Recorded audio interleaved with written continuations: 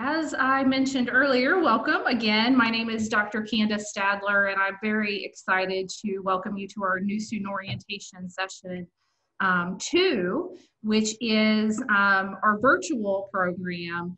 We normally do this in person, but unfortunately this year we're not able to bring everybody together. Lots of wonderful information today, and there's some very important people that are going to share their thoughts with you about different programs and services and their welcomes to the campus. Real quickly, before I introduce a couple really important folks to you, I just want to mention that I'm going to go through our day. Today we will be talking about a number of things. We will have a welcome from our campus president, Carolyn Long, and a short welcome from our interim dean of students, Emily Sands. I'll introduce them here in a moment. We're also going to go through an overview of our orientation program after they give our welcome.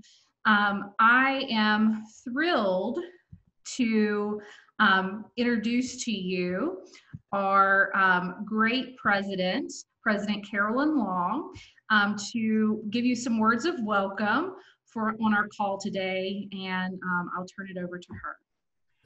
Well, good morning, Golden Bears. I know you've already started meeting with some of the campus leaders, our wonderful students and administrators. So it's wonderful that you are going to be a Golden Bear. You are correct, as Candace said, this is not how we like to do this. We really and truly would like to see you in person, and I look forward to seeing you on campus very, very soon. We are a family here at Tech, and we want to welcome you to become part of our family. We know these are difficult times. They are different times, and we're going to get through this together. And as you will see today, some of the leaders you've already met and some new ones you're going to meet, we're all in this together, and we're going to work together to make you successful, and that makes us successful. So I just want to welcome you aboard. I look forward to seeing you on campus. As you can see, I'm in my office here on campus, and will be now from now on. And so as I see you walk down the halls, down through the sidewalks, I hope to get to know each and every one of you. We'll all have these masks on.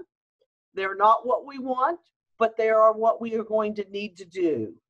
And as I've told everybody, this is really about not taking care of ourselves as much as it is taking care of each and every one of you and everyone around us. So I look forward to meeting you. I hope you have a great day, and let's go Golden Bears. Thank you.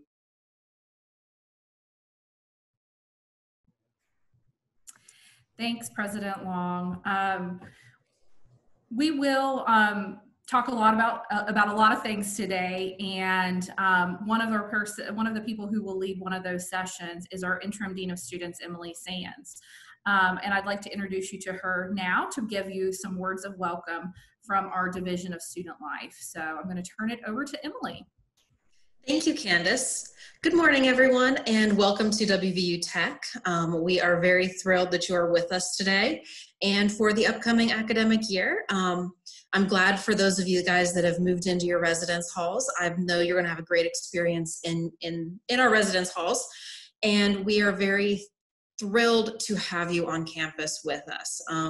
You know, I wish we could be doing this in person, and I know I will be seeing a lot of you guys on campus as we walk to classes and walk for meetings and everything like that.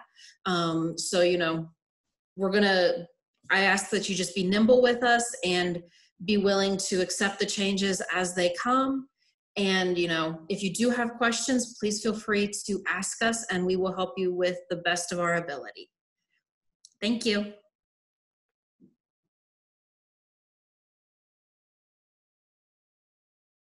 Thanks again, Emily. I'm going to share my screen again so we can finish moving through our day, our housekeeping items.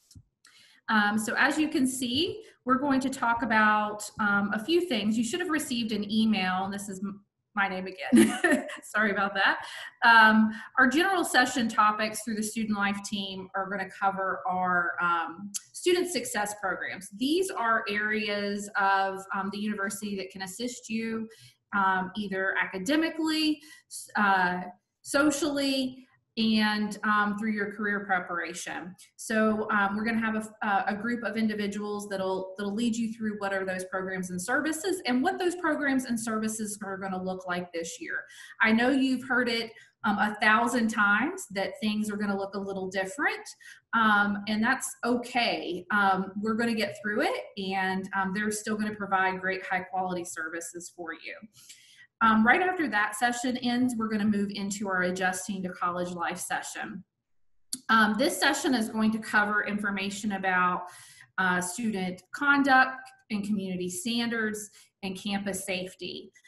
This session is really designed to help you understand what are some of the academic and social community policies that we have as an institution and what we expect of you as a member of the Golden Bear family. The next session we're moving into will be wellness, personal, and social responsibility.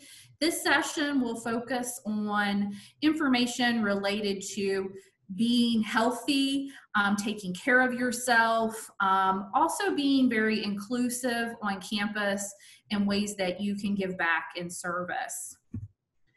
And then we'll wrap up our day talking a little bit again about our university values, our campus culture and activities, and our tech traditions. One of the things you're going to find at WVU Tech is that we are very big on campus traditions. And so while those traditions may look a little different again this year, we will still be providing opportunities for you to engage in most of those traditions.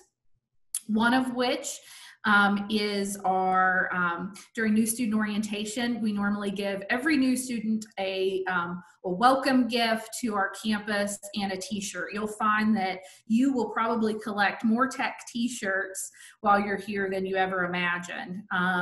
We kind of commemorate everything with a t-shirt. So if you haven't already received a message regarding an opportunity to sign up for a personalized campus tour, please consider doing that.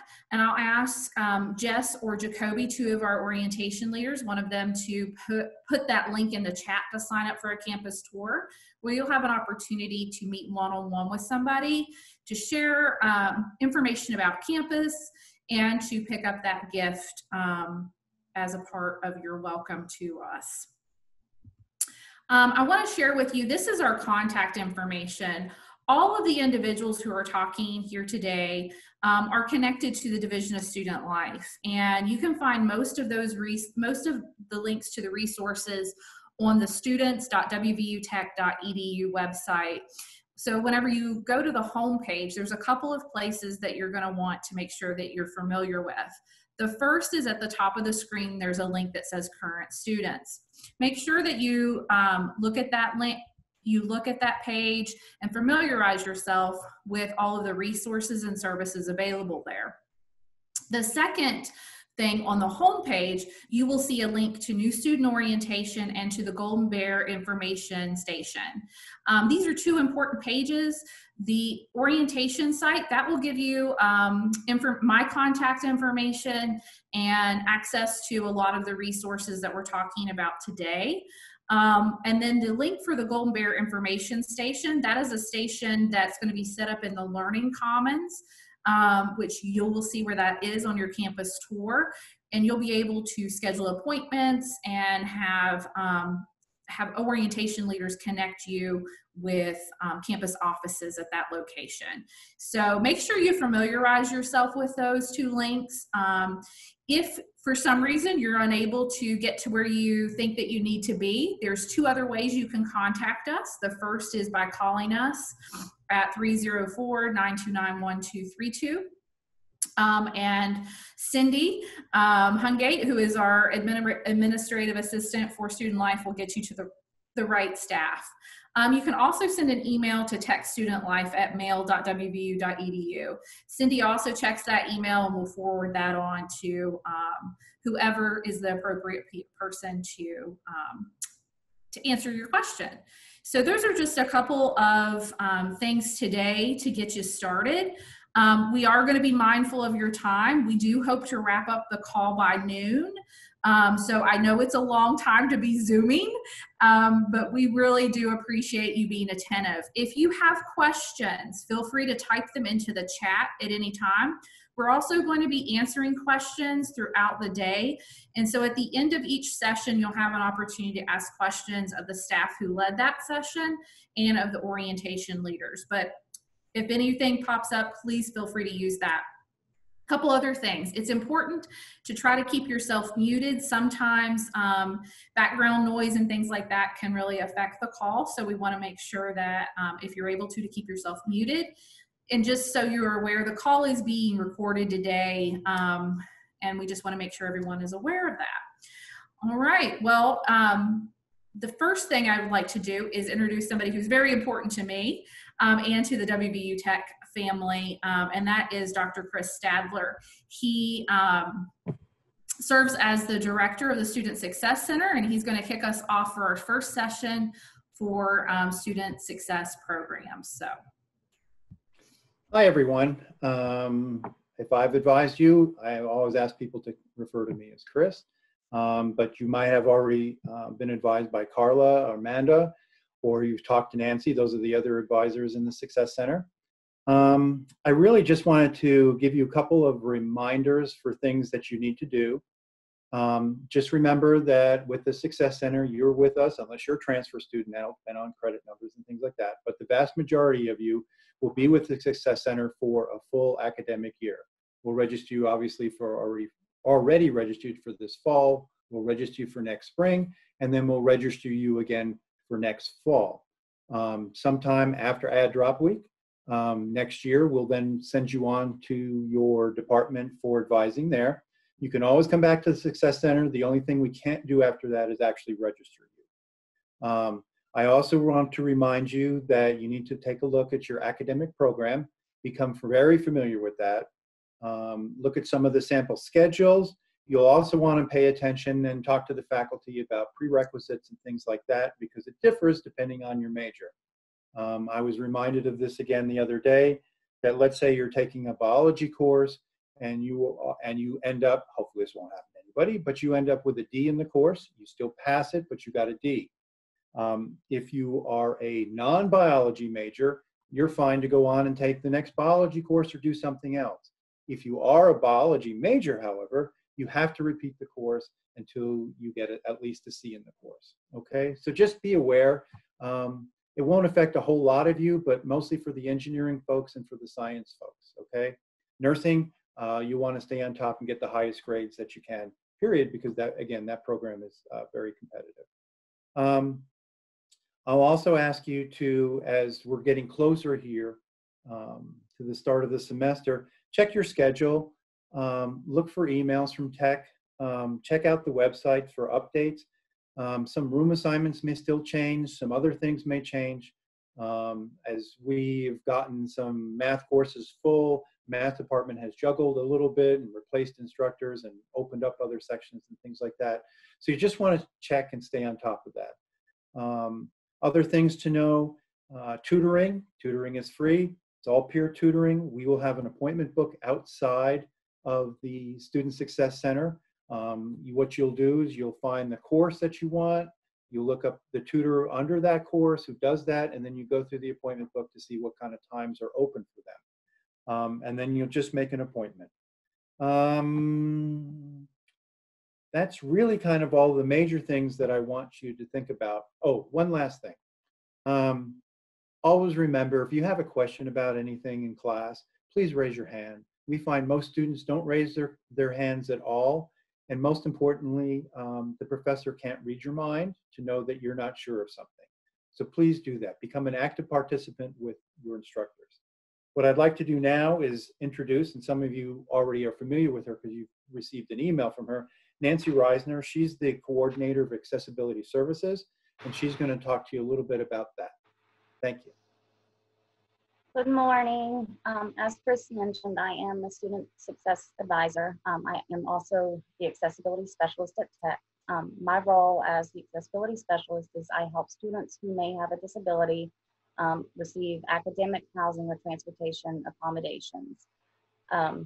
If you've had a 504 and IEP in high school, you may be eligible for accommodations.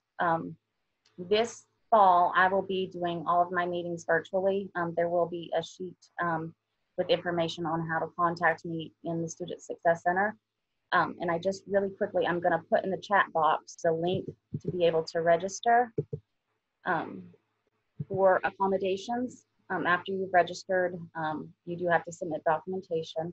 And I'm going to share my screen and just show you how to look for the exact kind of documentation you need, if it's for housing or if it's for academic. It will show you. So this is the West Virginia University Accessibility Services homepage. Can everybody see that? Shake your head at me. Yes, okay. So at the top of it, it has your home, your academic, your housing, your transportation. To the left is the register, and that's where you're going to register. Once you've registered, I get the information, and then I start working with you to collect documentation, and we do an intake. At the top, the housing will tell you, it'll tell you exactly the steps to do to apply for housing. Then you register with me. You have to complete a licensed professional questionnaire. And so you can find all the information on the website. The important thing coming into the fall semester is to know that with the Office of Accessibility Services, the student does have to have a disability. And I understand that lots of concerns over COVID, and that's something that academic advisors would try to work with you over. But as far as the Office of Accessibilities, it is a disability, and then COVID can play a role in it. But if you have any questions, I'm also going to put my email in the chat box, and you can ask me advising or accessibility questions. And that's all I have. Thank you so much. Oh, sorry. And I need to introduce next Laura Messer, who is the coordinator for service and outreach. Thanks. Thank you, Nancy. Like you said, I am Laura, and I want to talk to you today about career services.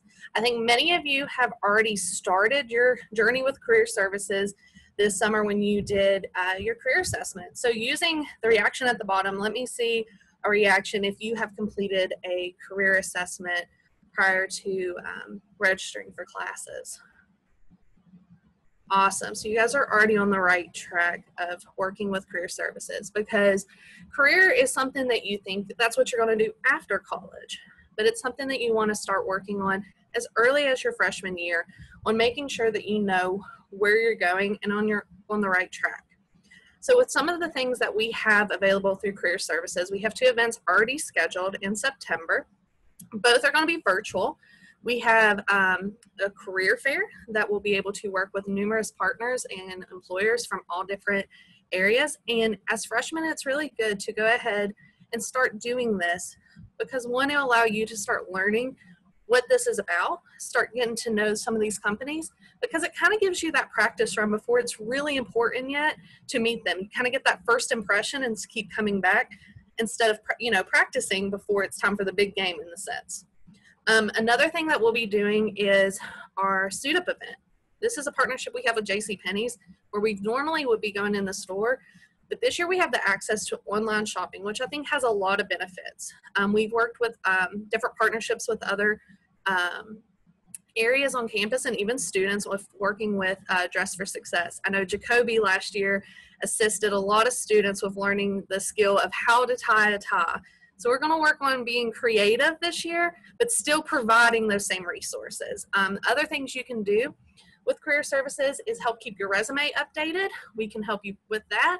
I can also help you with either myself or even partnering with some of our resources, like our employers we have relationships with employer sessions, with advice about their company, what they're looking for.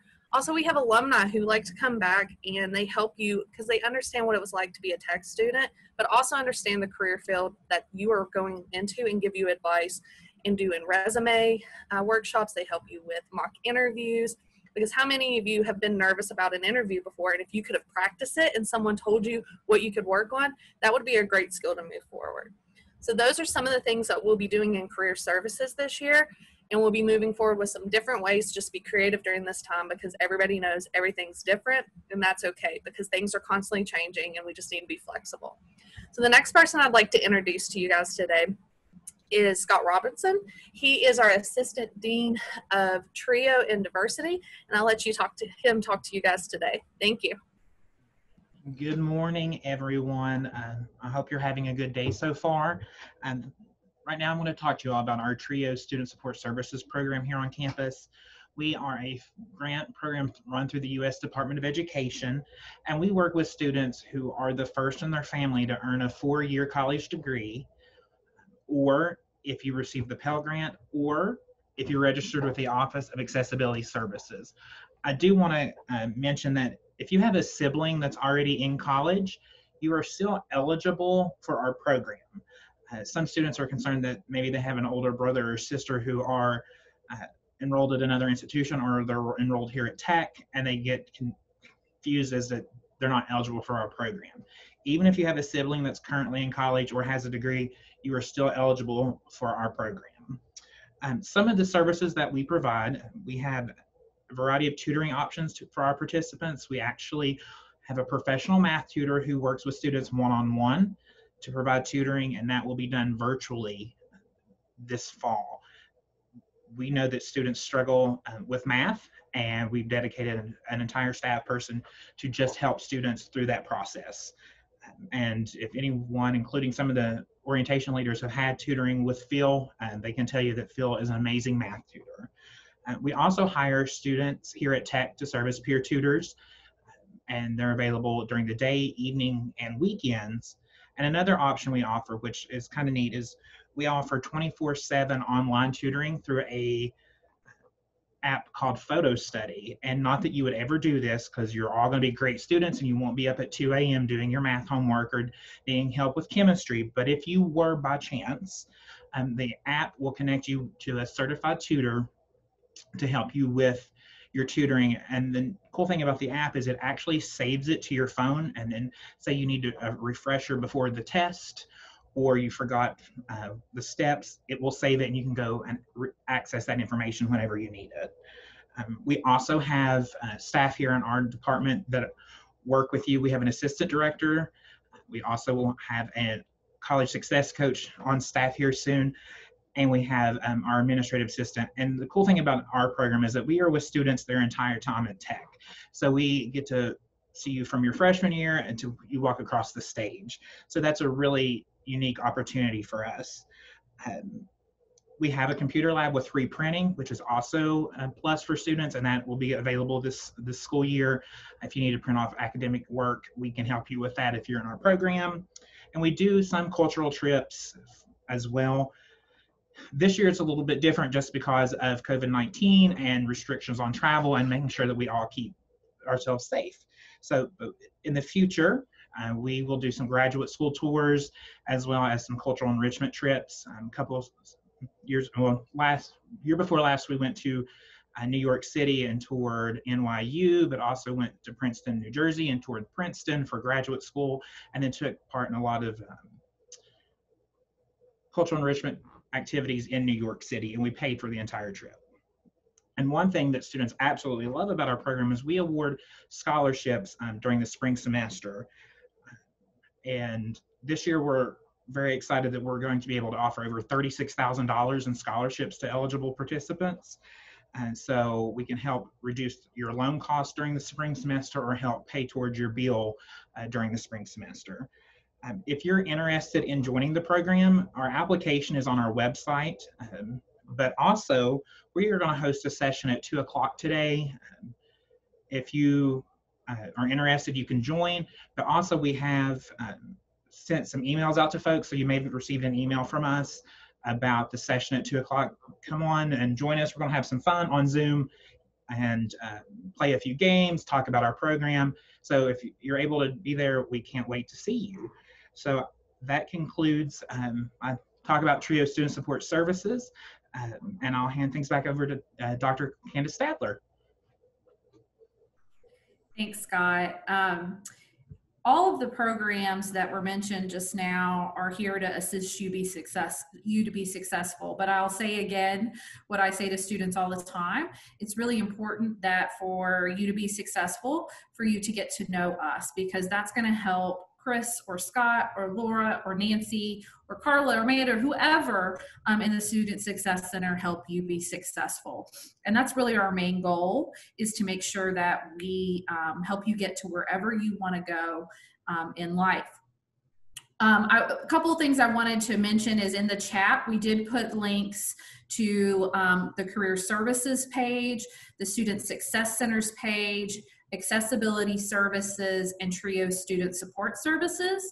So feel free to, if one of those programs really sparks your attention or you have more questions, please feel free to click on those links or save them so that you can go back and refer to them. If there are any questions about any of these services or programs, we'll entertain them in the chat now. So if you want to type your questions, we'll give people a minute or two to do that. This is that awkward moment on Zoom where everybody kind of has to wait until somebody writes a question in.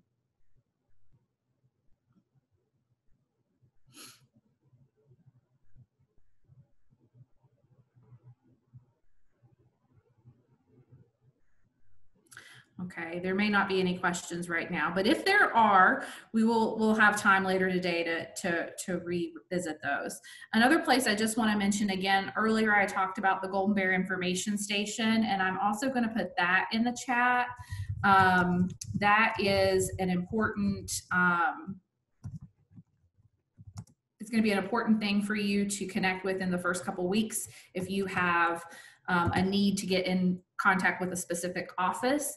And these offices are offices that we're talking about today, but also other offices like the Office of Student Accounts, which is where you go to, get your student ID and your parking permit and pay your bill and things like that. Scott, it looks like we have a question about what was the app for the 24/7 tutoring. Do you want to put a link in the chat for that or explain that a little bit more? Yeah, it's for our students in our program that it's called Photo Study, and we offer it to students who are in our program as a free service. So if you're eligible for our program, we would actually pay for you to use that service, Morgan. So if you're interested, check out our website, join us today for our session at 2 o'clock, and we can talk about that in a little bit more detail. But it is one of the services that we offer. And then there was a question about what does it mean to be a first-generation college student? I'll answer that, and if anybody else wants to chime in. For our program, the definition is if neither parent has a 4-year college degree, meaning they don't have a bachelor's degree. So that would make someone eligible for our program. However, there are multiple definitions of first-generation college student, but in respect to our program, it would be a student whose neither parent has a 4-year college degree.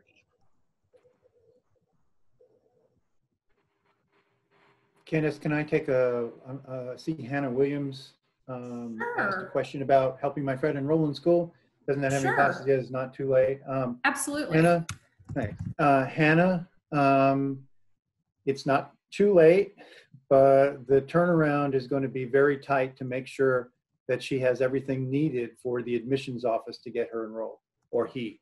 So I'm going to say just contact, which you had done yourself, contact our admissions office, and they should be able to help you out. If we are able to get you into the system, we still have some advising appointments for tomorrow and for Monday and Tuesday, and then classes start on Wednesday, so you can't really register you the first day of class, but we can try and get you in there on Monday or Tuesday.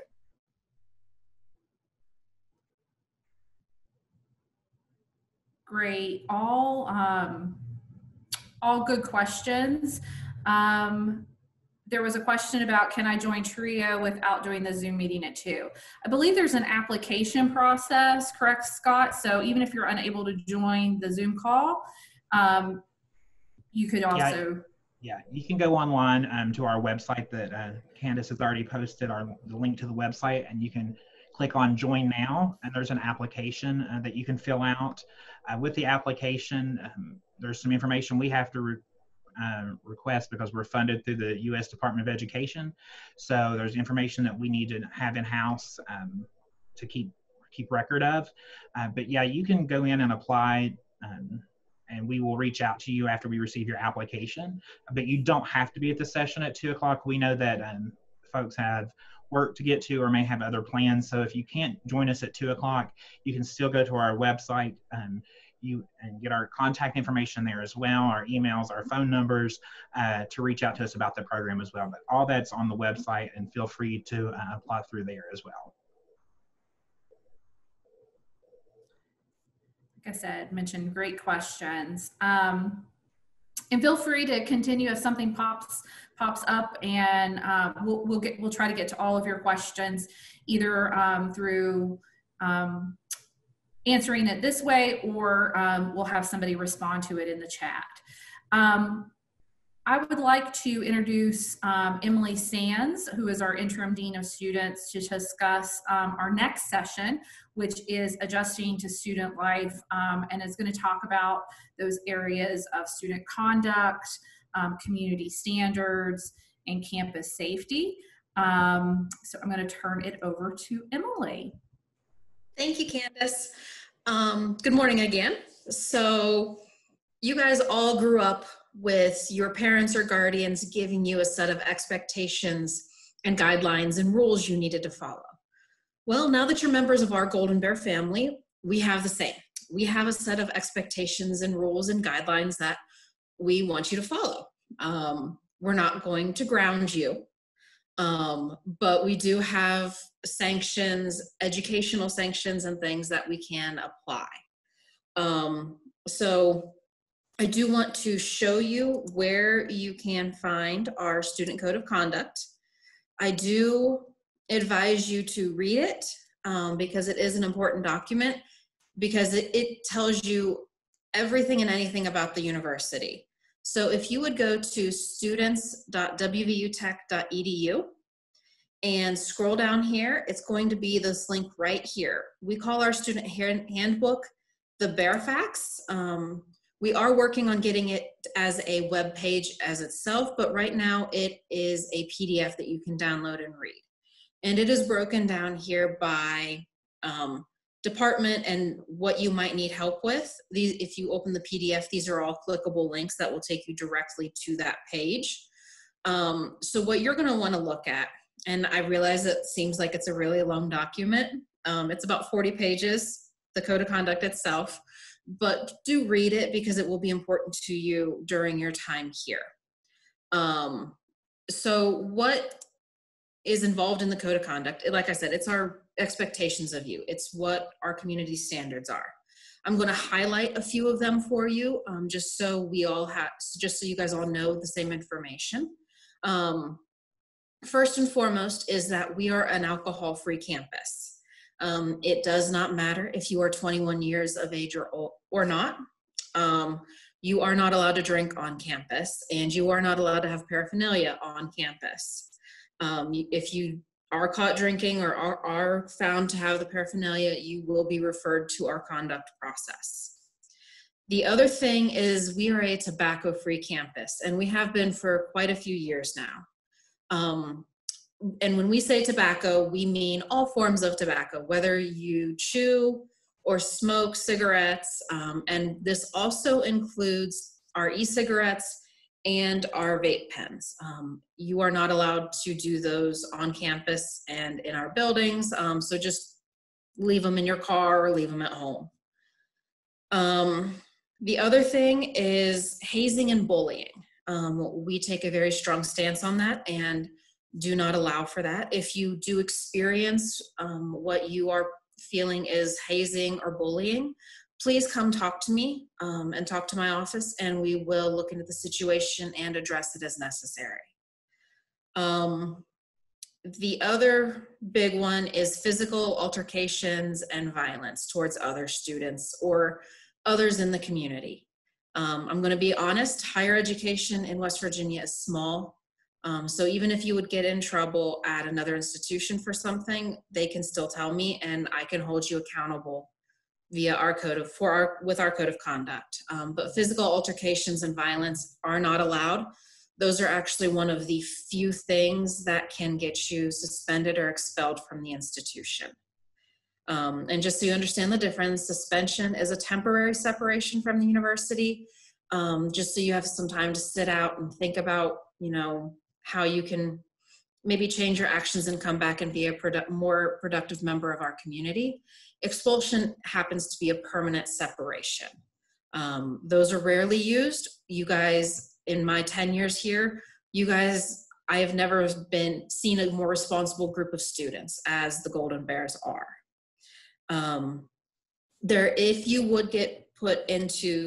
would violate our code of conduct and get sent through our conduct process, that entire process from beginning to end is outlined in the Bear Facts. So, if you do have questions about that and you find yourself involved in the conduct process, please make sure you're reading that.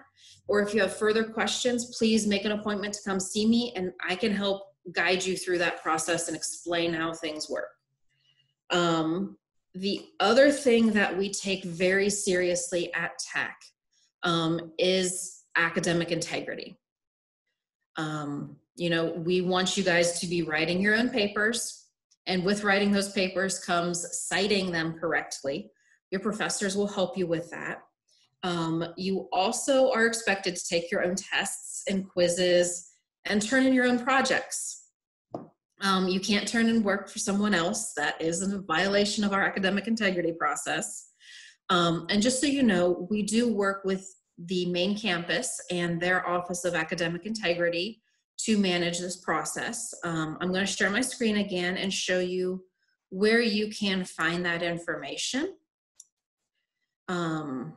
So if you go to, I gotta move something. Sorry. My screen went weird on me. But if you go to the go and just Google WVU Academic Integrity, it's the first link there, and it gives you the entire process from start to finish, what our academic integrity process looks like. But generally speaking, what happens is a professor would decide that, you have committed you committed an academic integrity violation, either by plagiarizing something or copying off of an exam from someone else, and they will send you a notice and meet with you. Most of our cases can just be settled between the student and the faculty member. If that's not the case, it gets popped up the chain of command to the chair of the department or the dean of the college. And then the academic integrity office would be the third and final step. There is a robust appeal process, and that is also outlined on the website, so please make sure you're referencing that. And again, if you have questions about that process, please make an appointment to come talk to me and see me, and I can help you navigate that process. I do not do much with that process itself, but I can help you figure out how to navigate it the best. So the other thing is we believe strongly in education. And so with some of the things that we feel strongly about, like alcohol use, Title IX policies, and the COVID-19, we have sent you a bunch of educational modules. Please make sure you're completing those. You should have received an email from a company called Get Inclusive to take the COVID-19 educational module. That takes like 20 minutes. So please make sure you're doing that by the deadline. The other two courses that I mentioned would be you would have received an email from WVU about some alcohol education, as well as learning about our Title IX policies, which cover sexual misconduct, sexual assault, sexual harassment. You need to complete both of those courses, or you will receive a $50 fine for not completing them.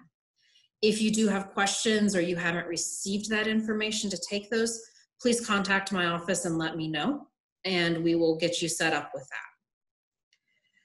The other thing with returning to campus this fall is we want to make sure that you guys are able to stay here through November and stay in your in-seat classes. But in order to do that, we need your help.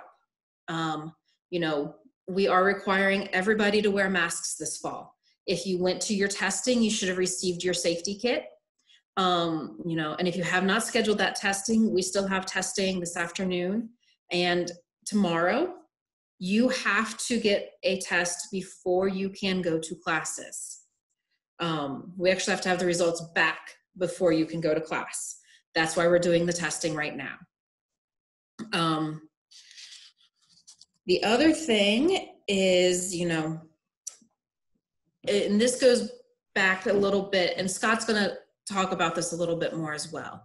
But if you would look around your orientation group and look around our campus, we are a very diverse campus.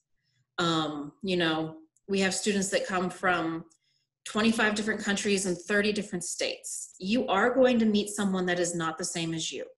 And that's okay, and that's good. We want you to take the time and have conversations and learn about each other, you know. Talk to Isabel Barrio, and, you know, learn about what she does, learn about her home country. You know, Izzy's great to talk to. You know, we want you guys to take the time and have these conversations. You know, we know most people, and I'll admit I was the same way. Everybody in high school looked exactly like me. So, you know, going to college was a big shock for me, because I went to a very large, my graduating class was 60 people. And then I turned around and I went to a D1 NCAA school with 30,000 students. So I had a huge culture shock when I went to college. But I took the time and I had conversations with people that, you know, were different than me, and I learned so much. And that's what we want you guys to be able to do on campus. Sit down and have those conversations and introduce yourself, make new friends. You know, maybe talk to one of our international students and invite them home for the holidays. You know, show them, help expose our international students to what American holidays are like, because Izzy doesn't celebrate Thanksgiving. That's totally an American thing. But, you know, we are different, so we need to make sure that we're being respectful and courteous to each other. So the other thing is, normally our campus police chief, Chief Jackson, would be talking to you about campus safety, but he is out there helping direct traffic for our testing sites. So I'm going to be talking a little bit about campus safety right now. We do have a full contingent of campus police officers.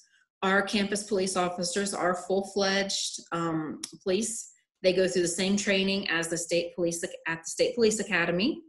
But, you know, our officers are very warm and welcoming.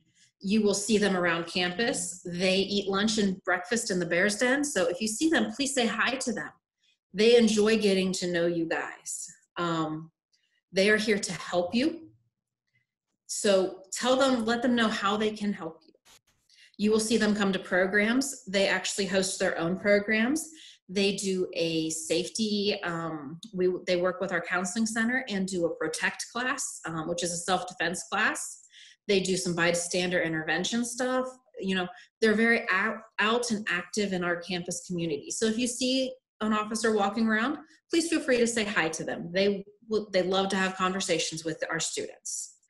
All students are automatically signed up for a system called Tech Alert.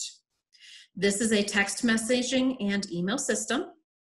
And this is how we will notify you guys of emergencies on campus, as well as school closings or delays. You can actually go to Campus Police's website and look and see if you are signed up for their services or not. If you want to, you can actually add multiple phone numbers and emails. So if your parents and guardians would like to be added to get those notifications, you can feel free to add them. The other thing that we have with Campus Police is an app called Livesafe. Livesafe is a very cool app that is available in both the Apple and the Google Play stores. It's available on Apple phones and Androids, but it allows you to do a couple different things. One of them being, it contains our emergency response plan. So if you don't know what the steps are in case of a fire or a tornado, I mean, we are in West Virginia, tornadoes don't happen all that often. But it will tell you step by step what our expectations are of you in regards to different emergencies. The other thing is that you can report tips anonymously, or you can put your name to them. But like if you're walking across campus and you see a light out, go ahead and report that through that app so we know and we can get it fixed. Our maintenance guys are amazing and they try to get as much stuff fixed as possible, but sometimes we miss things. So it's very much a case of not just with maintenance things, but with everything. If you see something, say something. Let us know what's going on so we can address it and help you guys. Probably my favorite part of that app, of the Livesafe app, is something called Safe Walk. What could happen is if I was walking across campus or Izzy was walking across campus, she could send me a notification through this app and say, hey, Emily, I am walking across campus. Do you want to walk with me? And I'll say, sure. And a Google map pops up on my phone and Izzy becomes a little blue dot and she's walking across campus as this little blue dot. I actually know students and parents that have used it. If their students driving home, it actually works as you're driving as long as you have cell phone service. So this way they can track their student on their way home. The other thing to remember is that there's a big red button with a phone on it in that app. That will automatically call either 911 or Campus Police. The thing to remember with the 911 feature is that is geolocated. So if you're here on campus, it will call Raleigh County 911. If you go to Morgantown or Huntington, it will call that local 911. So that's just something important to remember. The other thing is, and I love seeing them, but I've been seeing some bicycles chained up outside the residence halls. If you do have a bicycle on campus, please make sure you are registering it through the Campus Police website. The other big thing everybody wants to know about is parking and tickets. All students, faculty, and staff that are going to be on campus this fall and spring need to have a parking pass. We have two categories of parking passes. One is for students, one is for faculty and staff. You will see the lots labeled as such. If you see a spot or a lot that is labeled as faculty and staff, you cannot park there with a student parking permit. Students can park in lots that are labeled student parking or general parking. You cannot park in a handicap. Our handicap spots here on campus are just like the handicap spots everywhere else. If you park in them without the appropriate placard or documentation in your, visible on your vehicle, you will get a ticket. If you park in a spot you're not supposed to, you will get a ticket. If you park on the sidewalk or the grass or somewhere that's not a spot, you will get a ticket. If you get enough tickets and don't pay them, you will get towed. I don't want you guys to have your cars towed, so please make sure that you are paying your citations, or just avoid the citation entirely and park where you're supposed to. Dr. Stadler did share some, the parking permit website and our map. Make sure you're parking where you're supposed to. The parking pass is good for both fall semester and spring. The other thing to remember is that you can register multiple vehicles for one pass. So if you have, you're living at home and you don't know which car you're going to be bringing day to day, you can register more than one vehicle for that parking pass. But you have to make sure that parking pass is in your vehicle.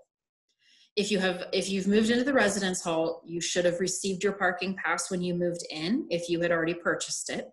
If you have not purchased it yet, please go online and purchase it. The other thing is that you will be able to schedule an appointment with the one-stop shop to go in and pick up your parking passes. Are there any questions about anything? I know that this was a hot and heavy, like not totally fun subject to talk about with conduct and parking and all that stuff, but we think it's very important for you guys to be productive, contributing members of our community. So if you guys do have any questions, I will be more than happy to answer them right now.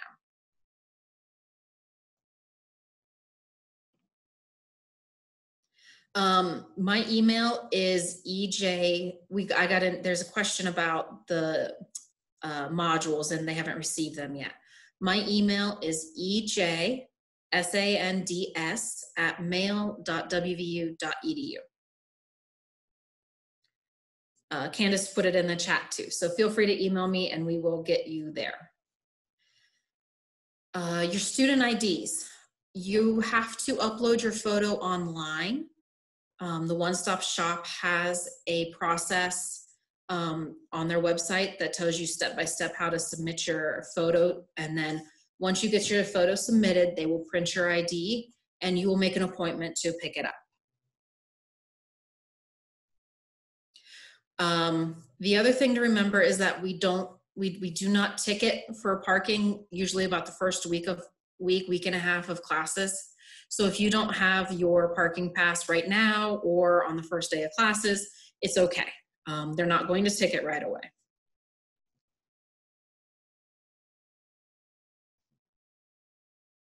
Oh, lots of questions. For books, if you go online to the bookstore's website, and this can all be found if you go to the students homepage and click on resources, there's a whole list of resources that will pop up, and one of those is the bookstore. What you can do is take your class schedule and take your class schedule to that website and enter your classes, and it will tell you what books are required for each class. And you have the option to buy them or rent them through the bookstore.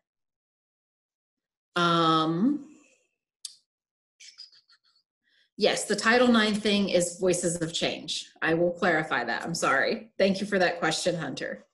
But yes, the Title IX module is Voices of Change. So please do that.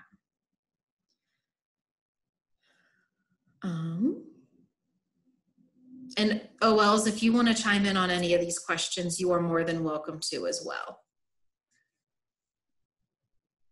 So Hannah asked if we have to have our books on day one.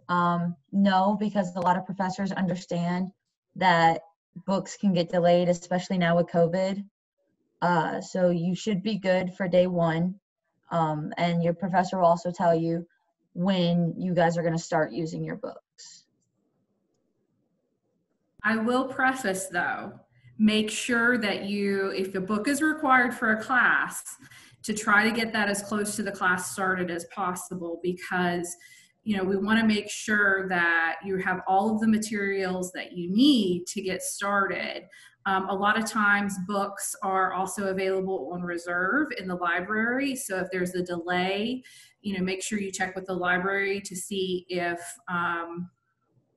they have the book on reserve, or let your professor know that you're having a delay to get the book. And then make a friend in the class and say, hey, can we study together until I get my books?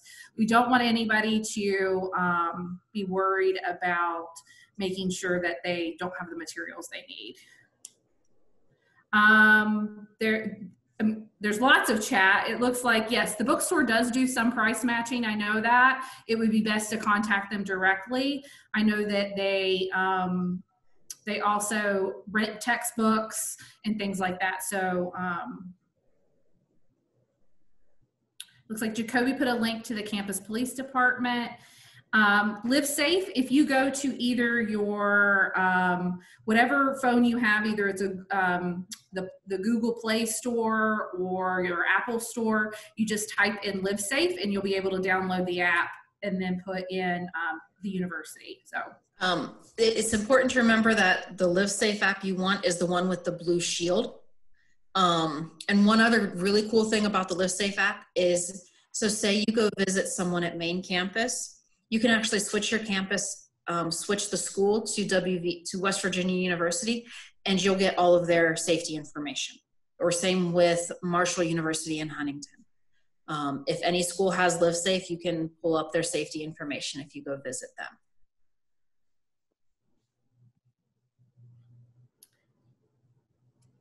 Any other questions? Great questions today, guys. You guys get thumbs up for questions, I will say. I know that Emily mentioned about your student ID and your parking permit. I really want to encourage you to always have that student ID with you, particularly this year, as you know, we require students on any given normal year to show their ID or swipe in their ID for lots of events and programs and services. That's probably going to be even more required this year. So make sure that you are scheduling a time to get your ID and that you have that. You're going to want to make sure that you memorize your 800 number, because I can guarantee you almost every time you walk into one of our offices, whether it's Scott or Chris or Emily or I, we're all going to say, what's your 800 number so that we can look you up. You're also going to want to make sure that you know that first part of your Mlk account all the time. That's your login information for whatever it is at WVU Tech, WVU. So, you know, connecting to Wi-Fi or to like logging into a campus computer, everybody's going to say, what's your Mlk? And so make sure that you know that. I know we had a question, if somebody missed this orientation, how bad is it if they cannot do it?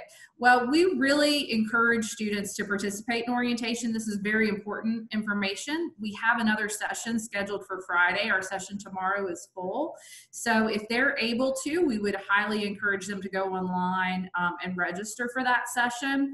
If they're unable to do that, I would have them contact me directly, and I can put my email in the chat, and there'll be information on what we can do to assist them. And just so you guys have a quick tip about your WVU ID number, if you can't memorize it or don't want to, you can actually put it in your phone as a contact. Just name it WVU ID. It's actually not long enough to be a phone number, so it's not like you're going to call a random person, but this way it's always on you and you don't have to look it up. I actually did that myself, so it works really well. That's a great idea. I know we've all of us who don't use that every day have had to learn it recently, as we're being asked to use it a little bit more frequently as well. The appointments to pick up your ID are all filled past the start day of classes. Could I? Okay, Abigail. So since you live in Hall, we are making special arrangements with the One-Stop Shop for you to get your ID. The card you received when you moved in is just for door access for until school starts. I know that the resident directors, Devin and Melissa, are working with the One-Stop Shop to get those IDs picked up as soon as they get printed, and they will be in contact with you as soon as we get your ID to get it to you. Great questions, everyone. And feel free, if something pops up in the next few minutes, feel free to continue to add those in the chat, because we want to make sure that we get everybody's questions answered as much as possible. We know that you probably haven't had a chance to spend a lot of time on campus, and so we know that there's lots of questions still. I think we have another question about, can we still eat in the Bears Den? Absolutely. We do have, there will be limited capacity for certain things this year, but we have the tech spot and we have the Bears Den, and those are both open to commuters. You do have to pay as you go in or purchase a commuter plan. I don't know, Emily, if you want to talk a little bit more about that. Yeah, so yeah, you are allowed, everybody's allowed to eat in the Bears Den. You can purchase a meal plan. In fact, I highly encourage it because it actually works out to be a better value for you if you purchase the meal plan. Otherwise, when you go in, you have to pay at the door price. And if you go into the Bears Den, it is, you know, all you can eat. But the other thing with our dining facilities this year is we are encouraging people to get their food grab and go. Just so, because we do have to limit our capacity. We had to drop our capacity in the Bears Den by 50%, like all restaurants here in Raleigh County. So, you know, we've got tons of picnic tables and stuff outside. So please watch how close you get to people. If you sit 3 people at one of those tables, you're still 6 feet apart, and following the good social distancing guidelines. So, you know, yeah, you are more than welcome to grab food in the Bears Den. Just know that you're going to pay the at the door price if you don't have a meal plan. Great. And feel free to, I mean, you know, just because if you don't eat in the Bears Den doesn't mean you still can't use those places on campus to, if you bring your lunch or you just want to go somewhere and grab lunch. I don't know what the door price is offhand. I don't know either, but I know it's listed on the website. That okay, I did put the website in the chat, so if you guys want to take a few minutes to look through the website, it's not going to be, I will tell you, it's no more expensive than you would pay to go to Chick-fil-A or McDonald's or whatnot. So it's about the average price of a lunch that you would spend out if you're planning to eat off campus.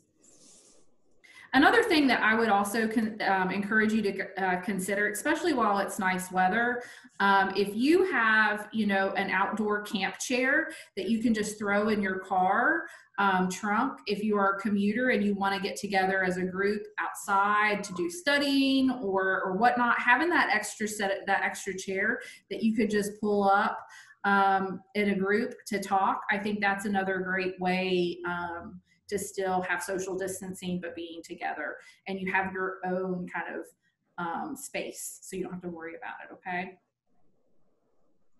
once again, great questions. We're going to go ahead and move into our next session, and that session is our student wellness and social responsibility session, and I'm actually going to turn it over to Scott Robertson, our assistant dean, because he's going to lead this session for you, okay? I think you've heard from me and Emily and a couple others for a little bit, so we're gonna let him chat for a while. So I'm going to turn it over to Scott. Thanks, Candace. Before we get into this next session, something I'd like for you all to do is just take a deep breath and let it out, because you've gotten a lot of information this morning. And if COVID-19 has taught me anything, it's been that I need to meditate more with all of the things that are going on in the world. So we're going to talk about some really important topics this morning that play into our everyday lives and in the world in which we live. I'm actually going to start talking about this session by talking about our diversity programs here on campus. As you can see from our orientation leaders, and as you'll see once you're on campus, in classes, and even through Zoom and hybrid model, we have a very diverse student population on campus. When I came to Tech, I was even a little surprised at how diverse our campus is, but I also think that's what makes us a really unique campus. I came from a small town where everybody looked like me, and there was no diversity. And now to be here at Tech and see students from all over the world, and see our students from West Virginia, but also outside of West Virginia, really get to know each other and have some really great conversations about who they are, the community in which they live, makes Tech a pretty awesome place. We do programming through diversity programs at least once a month on campus, and it'll look a little different this fall and even possibly into the spring. There will be some virtual sessions. There will be some things we may be able to do in person but socially distant, but we'll get that schedule on our website, and it will be on social media, and we definitely encourage you all to join us and learn a little bit, have fun doing so, and ask questions. The first thing I want to talk about is we actually have a student diversity committee here on campus. so we can kind of have some more open conversations to make campus feel safe and equal for everyone. Not that it currently isn't, but sometimes, you know, we don't always see things if it's not our experience. So making sure that we create a campus that is inclusive for everyone, but also Beckley and Raleigh County. It's important to have conversations with folks because we don't see things from everyone's perspective, but also doing it in an environment where we can make our world a little bit better. If you're interested in potentially joining that committee as a freshman, you just reach out to me and let me know, and we'll talk about it a little bit more in detail and what it would look like.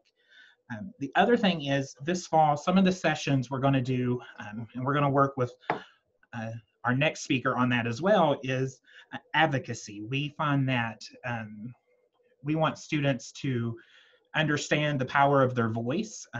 And this is an election year. And if you've never voted before, you may not know how to do that, or if you've not registered to vote, or how to get an absentee ballot, all of that kind of stuff. We're going to do some sessions on that, but also talking about the First Amendment. What's covered under the First Amendment, what's not covered under the First Amendment. That's always a good subject to learn a little bit more about. And one of the presenters that we hope to have for this session will be Dr. Andrea Kent, who teaches our political science classes here on campus and who has a wealth of knowledge. And then also how to advocate, not just locally, but at a state and national level. I've been blessed with some contacts that we're going to have, hopefully a presenter that does educational advocacy in Washington, D.C. every day. That's her job. And it may not sound like it's exciting work, but it's pretty awesome actually. And she's going to talk to us about that. And then the other thing I kind of want to touch on are our student groups. At Tech, we have Black Student Union, Tech Alliance, which is our LGBTQ+ ally organization, International Student Organization, African Student Association, Brazilian Community Organization, and those are open to everyone. I know in our following session, there'll be more talk about our student organizations and you'll learn more about that there, but those groups are open to everyone. It's so important, you know, to be involved and learn from different perspectives, and having conversation makes a huge impact. So at this time, I'm going to turn things over to Laura Lucas-Messer, who's our coordinator of service and outreach, and you've heard from her already this morning, so you get to hear from her a little bit more. So Laura? Thank you so much, Scott. So like we said before, I work with career services, but also service and outreach. And I'm going to talk in a minute about how those kind of can be tied together. But first, talking about why service is important is one of our values here at WVU Tech. And you've heard from President Long and other people about here at Tech we're a family. But I also like to brag that we're a good neighbor. In years past, during orientation, this would be a time where we'd be gathering together, heading out into the community, and doing numerous service projects and pretty much painting the town gold in our shirts. But just like everything, things are going to be different this year, but that doesn't mean service will stop. We are going to be working on finding new ways to serve our community. One of our first service projects we're going to do is one of our partners that is near and dear to a lot of our hearts is the Raleigh County Commission on Aging, who is an awesome partner. So they serve meals to and deliver to about 260 residents here. And so we are going to be doing some packets of making thank you cards. You'll be able to pick those up at the information sessions. They'll be in the Learning Resource Center. And you'll have a little packet with your own crayons and some cardstock and some encouraging messages that can give you little assistance on what to write and creating that for somebody else. So also something I want to talk to you about is what Scott had talked about with advocacy. If you don't know what that is, these sessions are going to be great for you to learn, but I think many of you are already passionate about it. One of our lead OLs, Jesse Beck, and I have been actually working on some stuff the last few years, because when you're passionate about something, what do you do with that passion? And that's where we also can tie it into career. I talk to students a lot about how many of you know an adult who has a job that they hate? How many of you want to be that adult? Well, a lot of times it's because you don't really understand the career in which you're going into, and service allows you to learn a little bit about these fields without jumping all right in as the leader of that or actually having to work. So if you're interested and think you're wanting to work with kids, I can get you connected with the Head Start, and you may come back saying you don't like kids, and it's good that you figured that out before it was your job and you were stuck there. But We can help you figure out how to get something you're passionate about and get it out there for others to learn. We have some advocacy organizations on campus. You know, the drug epidemic is something big here in West Virginia. So there was a group created on campus that is working on bringing knowledge to that. So if you have something you're passionate about and there's not something already created, you'll hear more from Michael Sheldon about organizations, but organizations are something that you can always create if something's not here. And also you can make events on campus to bring awareness to it. I know Jessie Beck, with that club she was in, helped bring the End It movement awareness here with just helping put an X on your hands, just a call to action and educating people on something that you're passionate about. So service is something we're going to continue. It's like anything else is going to look a little bit different, but it doesn't mean that we have to stop because we're going to be resilient.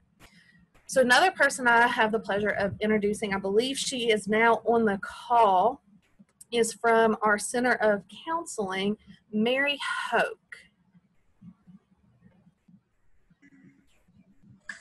Thanks, Laura.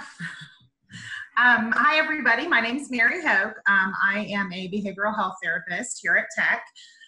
And so I just want to talk to you for a few minutes about our counseling services that we have available. I am a licensed mental health therapist, so I see students from everything from test anxiety to depression to students just being homesick the first little bit of school, to issues with trying to schedule, right? A lot of times when you start college, it's a brand new world and it's very, very different than high school. And so with the counseling center, you know, we can help you learn how to juggle those things like working and school and having a social life. And then, you know, you end up in a fight with mom or things like that. And so sometimes it can just be very, very stressful. I think the one thing that's really important to touch on right now is during the pandemic that's across the country, we want to keep a physical distance from people, but we don't want to isolate ourselves. That can cause, you know, depression and anxiety and all other kind of mental health issues. And for students who already are struggling with things like that, that can sometimes aggravate it and make it a little worse than it was before. So I want you guys to know that the Counseling Center is here for any needs that you have. We also have our counseling line. That's something that we're really proud to be able to offer here at Tech. You just call the Counseling Center number, and it's 24 hours a day, 7 days a week. You will get a licensed counselor. Now, I do want to reiterate that it is for emergency counseling, right? But you will get a licensed counselor if it is an emergency and you need to speak with somebody on campus. They have numbers to get a hold of us, to reach all of us, and kind of go from there. So that's something that we're really proud that we can be able to offer our students, is to make sure that they do have access to that 24 hours a day, 7 days a week. And it's not just for the students that are on campus as well, right? It's for anybody. So the other thing that kind of comes out of the Counseling Center is also our health and wellness activities. We have a Vista who is working through AmeriCorps. Her name is Lauren Oxford, and she's going to be doing some outreach programs. A lot of them will be virtual, obviously, but they will be throughout the fall and spring semester. And so you'll see her around doing things like suicide awareness and sexual assault awareness and prevention, as well as things like breast cancer awareness and things like that. So she works with both myself and Dr. Peggy Lambert-Fink, which is, you'll hear from her here in just a second. And so I think that the one thing that I want everybody to know is that we want you to be successful, and we are here to help you in any way that we can. Please do not hesitate to reach out. I think that Chris Stadler, our Associate Dean, has put information in the chat for everybody that has phone number and our website to reach the Counseling Center. So I think that's about it. If anybody has any questions, feel free to reach out to me. You can find contact information on the website. And I believe that Peggy is the next person who's coming up, and I apologize. So if Peggy, are you here? Can you hear me? There she is. This is Dr. Peggy Lambert-Fink. She is the head of our student health clinic on campus. All right, well, I'm coming to you live on location here in the parking lot, and that's not where I normally am. But for this day, we are doing all kinds of COVID testing, and if you've not been tested, come on down. We're open and available.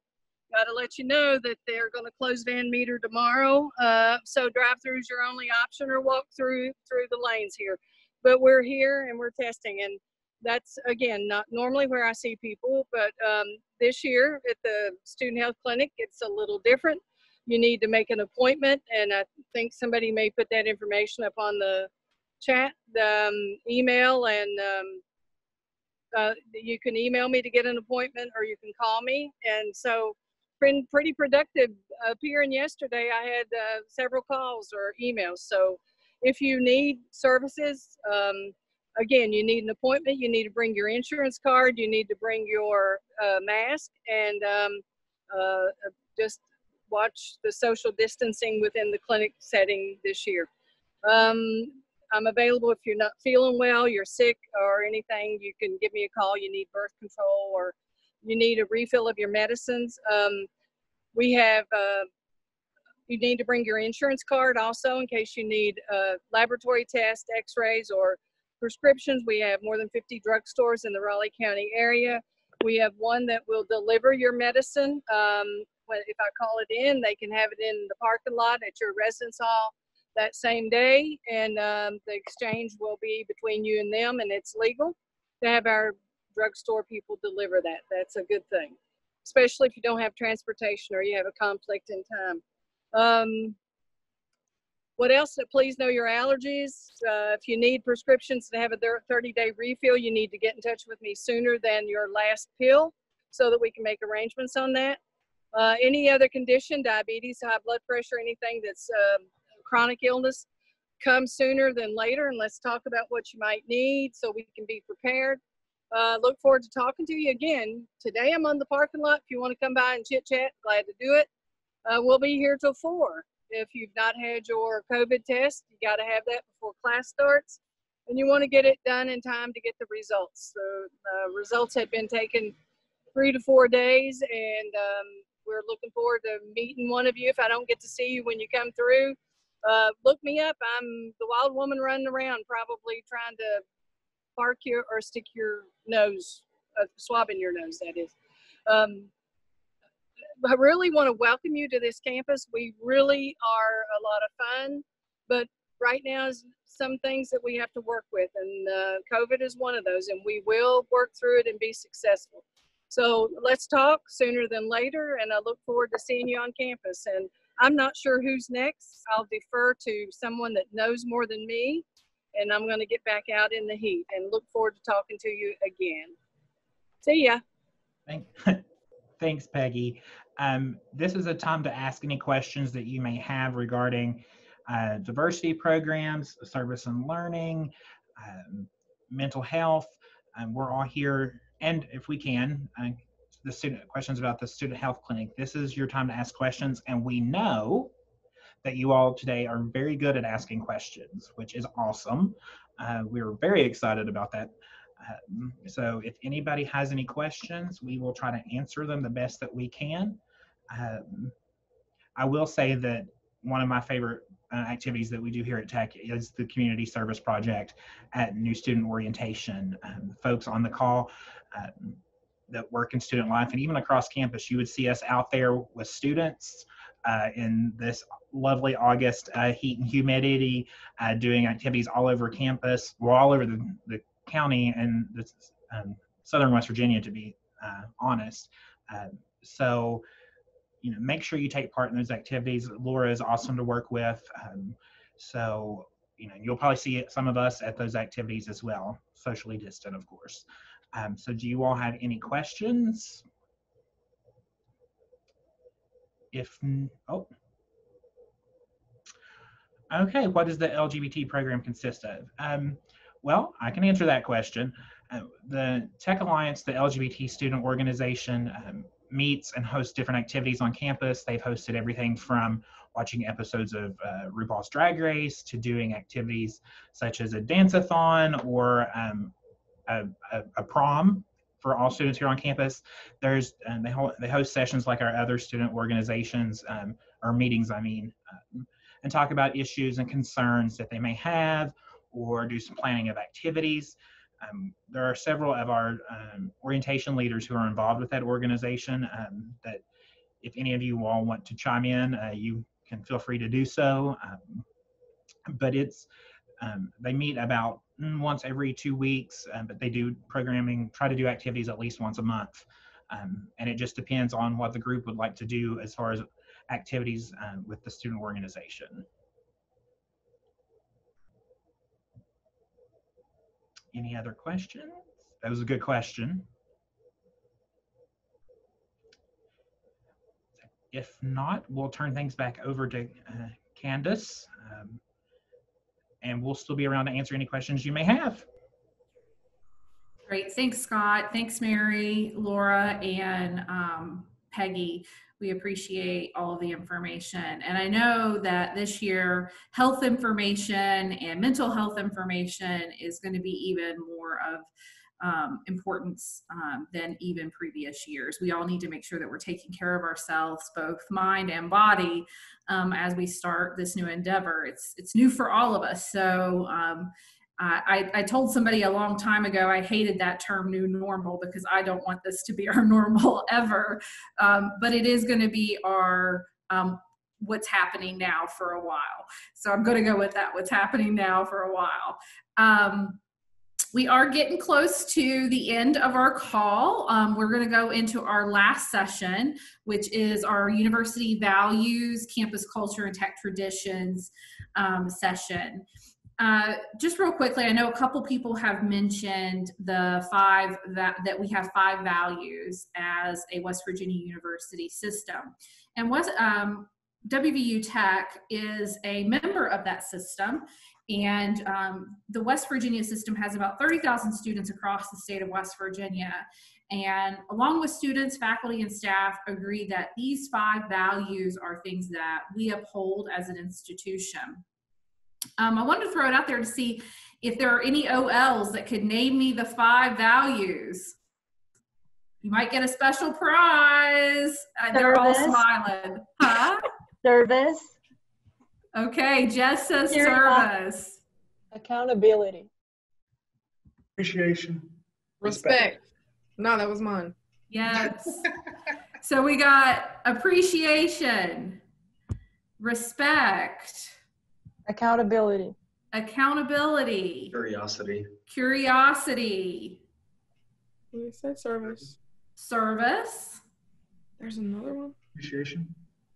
We said that, Jacoby. Oh, I'm sorry. Going through the list.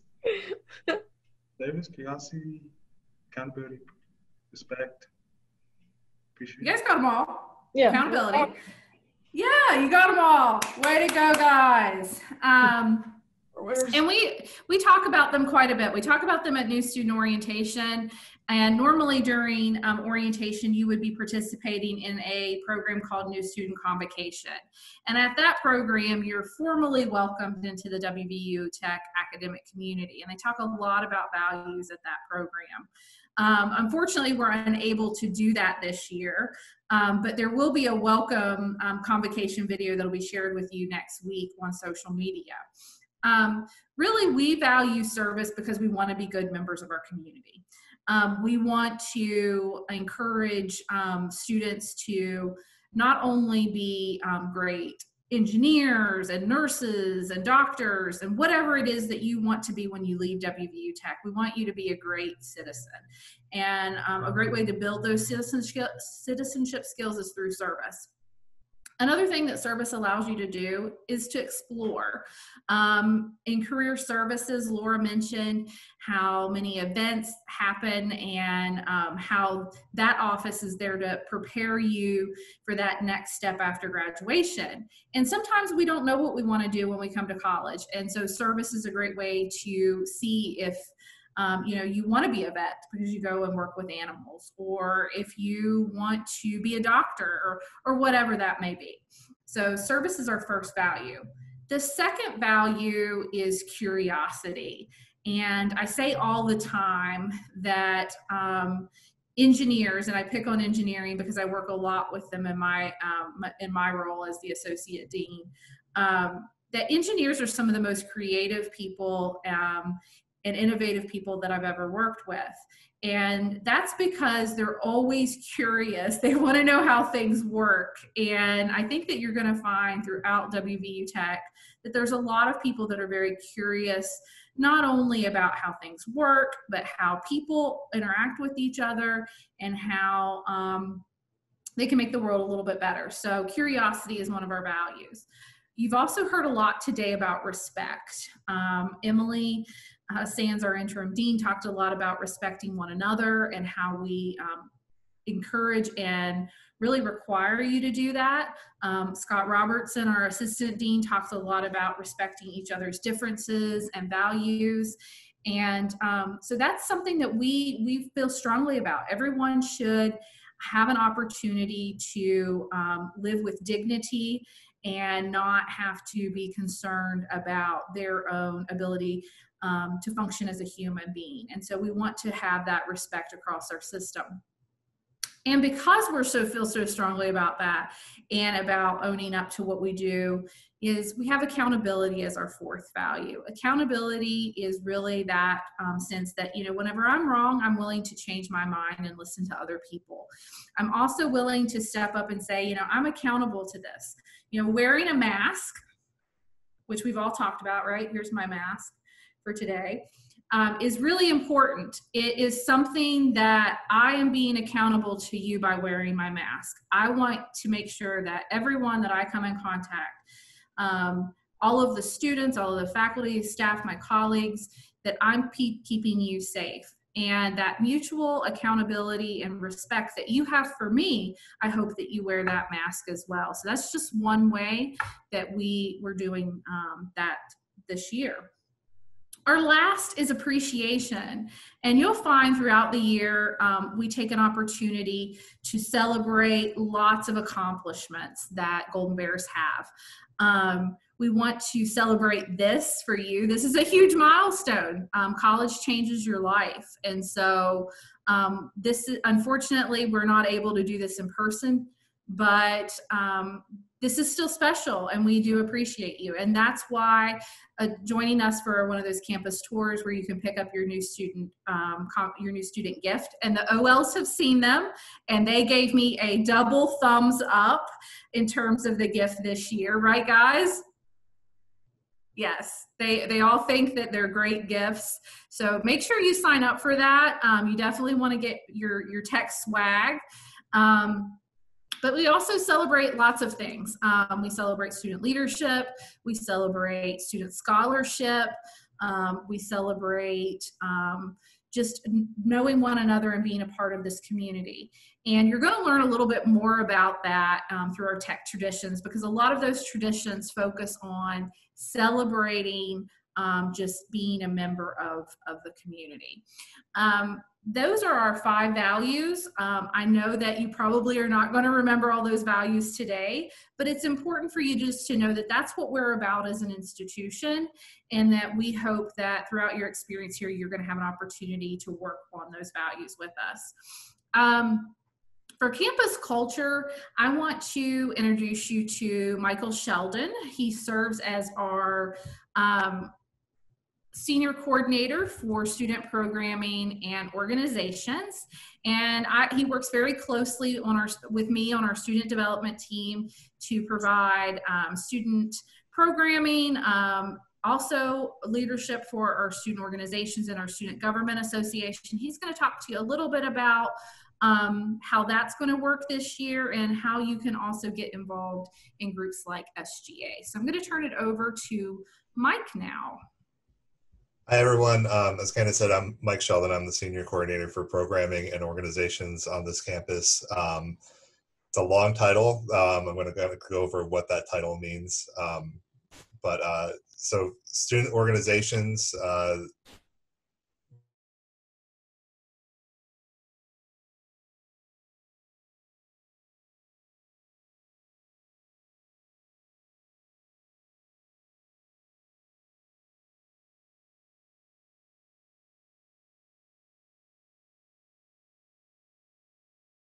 if somebody can put in the chat, we have a list of our student organizations.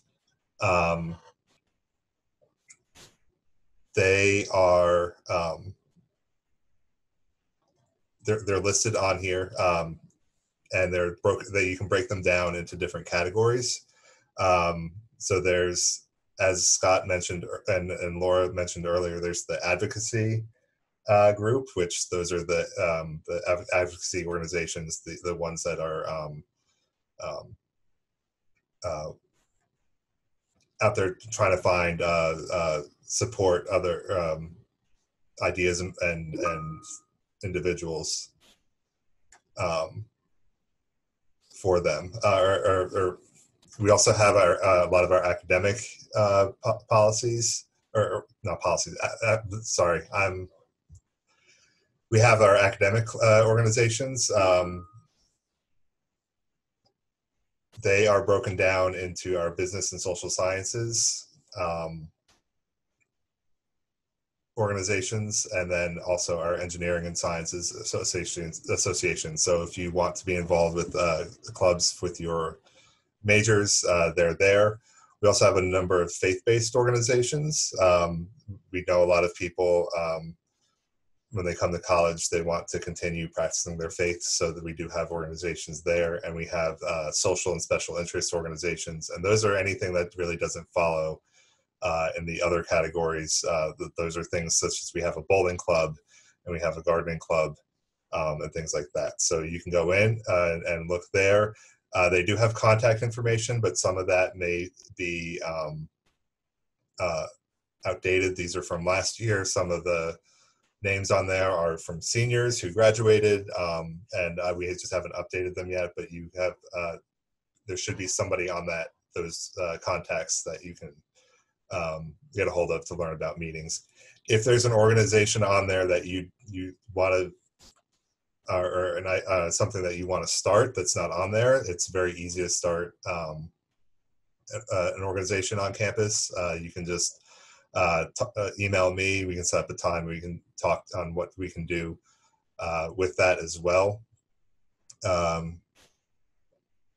One of the things that, and I don't remember if anyone talked about it earlier, but every week you will get a email called the Student Digest. It's every Wednesday that they get sent out. And this kind of gives you updated campus information, events, things going on. So you'll get one at the start of next week on Wednesday, the first day of classes. And one of the things to look on there that's important is next Wednesday, so a week from today, we will be starting applications for our student government executive board. So that's president, vice president, and senators. So if you want to be involved, if you are involved in high school or you want to be involved in here, it's a great opportunity. You get to see different aspects of the university that you may not normally get to see by being involved with SGA. So look out for those. We will have be accepting applications for that for the first 2 weeks. Then the following week we'll do elections, and then September 8th will be our first student government meeting, which is a Tuesday. It will be virtual, so just keep an eye out for things like that so you can see what gets along with campus. The other aspect of my job is I do a lot of programming, and the orientation leaders will in a little bit here talk about a lot of their tech traditions, and some of those are something I'm heavily involved with in planning and setting up, and doing that. It'll be a little bit different, at least for this semester, just because of the times that we're living in and the social distancing guidelines that we have to go through. However, we will still have programs coming up.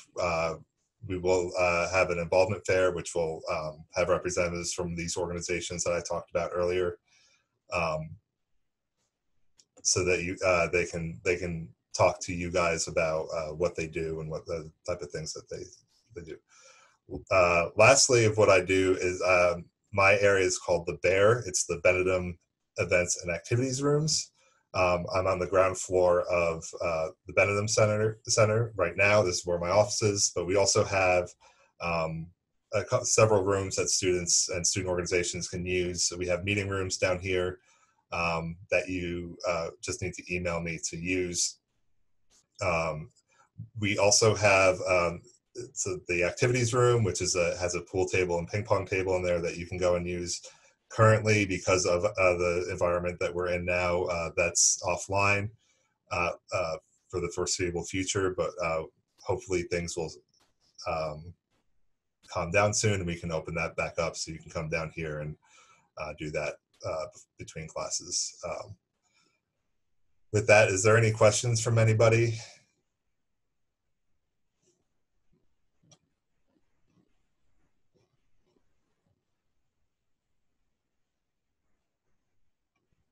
I see we have a question about Dr. Chris Stadler's email. We will put that in the chat for you, Hannah. And then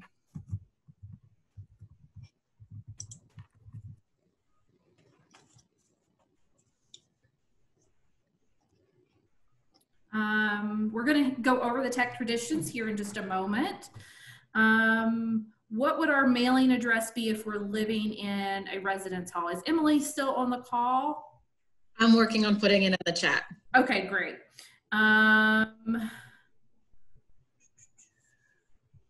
Any other questions? Okay. Well, if there's no other questions related specifically to... we do have, there is one on there for the activity room. Okay. They will be, when we can use the activities room and the blue and gold room. Currently, you will have to sign up to use them. Normally they will be open unless somebody has reserved them already for anybody to use. They are, and we do have set times throughout the day and then in the evening as well that they're open to use too. So it's not 24-hour access that you have, but it is through most of the day that you can use it. I don't know if that answers your question. I think the best thing to say right now is the activities room, like Mike mentioned, is offline for the fall semester just because of social distancing. The blue and the gold rooms are meeting rooms for student organizations, and the Bear is open from 9 to 5 p.m. Monday through Thursday until September 1st. And at that point, there will be a reassessment of meetings and things like that in space, in-person spaces. So you'll be looking for information from Mike about how that will go forward in the semester. We do appreciate everybody bearing with us as we go through this. We're really trying to plan things out only a few weeks in advance just to make sure that we're keeping campus as safe as possible, but also giving you access to things that are going to be helpful for you while you're here. I do believe that Emily put the addresses if you live on campus into the chat. So if you have any other questions, just let us know about that. We're going to move right into our tech traditions. And this is one of my favorite parts of orientation, and it's a great way to end our orientation today. We're going to go through the tech traditions, and then we're just going to do a little wrap up, and you're going to have an opportunity to ask to go back into your small groups so that if you have additional questions, your orientation leaders will be able to answer those for you. Our tech traditions, we have 8 traditions that we have throughout the academic year. And each of our orientation leaders is going to talk about their favorite traditions and why this is a really important tradition to them. So I'm going to share my screen so that you can see a few pictures from previous. So they're gonna host these, and we're gonna start off with, these are from previous years, but we're gonna start off with our first tech tradition, and that is Homecoming and Campus Cup. And I'd like the orientation leaders, I know that you introduced yourselves in their small groups, but now with everybody on the call, if you wouldn't mind just reintroducing yourself, maybe your major, your year, where you're from, something you enjoy about your experience here at Tech or why you like Tech, along with your tradition. And we're going to kick it off with our first tradition and Brianna Wallace. So Bri, I will turn it over to you. Hi, my name is Brianna Wallace. Everybody just calls me Bri. I am a pre-med biology major, or pre-med bio major. I'm in my junior year here at Tech. I chose Tech originally the first year because my mom wanted me to stay close, and then I ended up like really falling in love with the campus and just the feel. Homecoming and Campus Cup was actually like one of the first things that like put me into like the feel of what it's like on Tech's campus. I don't know that we will have much of a Campus Cup this year, but I still want to tell you a little bit about it. I know that you guys can see me in that middle picture right there, you know, like the little flick of the wrist on cornhole. So like Campus Cup is, you know, you're split into, usually it's your orientation groups, and like you guys can come out and interact, you come hang out. There's different games. There's cornhole, as you can see right there. There's like tug of war. There's like I think last year we did like a rock wall and an obstacle course, like different things all week. There's a trivia night, and then we usually have a homecoming parade, which I think we're in the works of trying to figure out how to make that happen, just so that you guys can experience something about homecoming and Campus Cup. But this is literally one of my favorite weeks of like campus life. It's just a good way to come out and meet new people because it is close to the beginning of school. You know, you're just starting your classes and you're trying to figure everything out. So the few friends that you come with, you're leaving with like multiplied more. Campus Cup is just like, it's a great way to just get out and meet new people and just expand.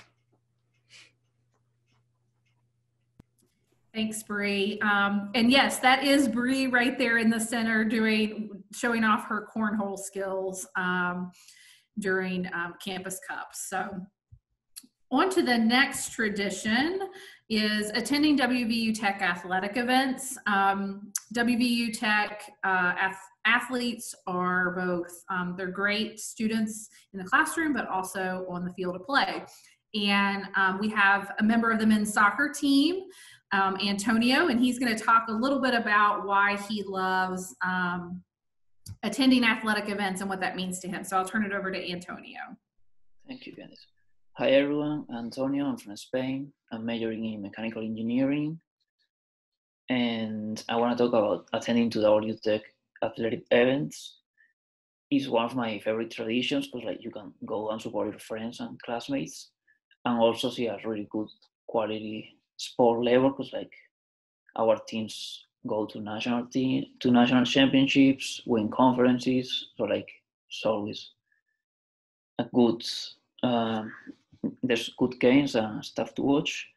And I honestly don't know how this is gonna work this year, but there's always all the games are streamed in our YouTube channel, and every week we have our athlete of the week in the WT website and on Instagram.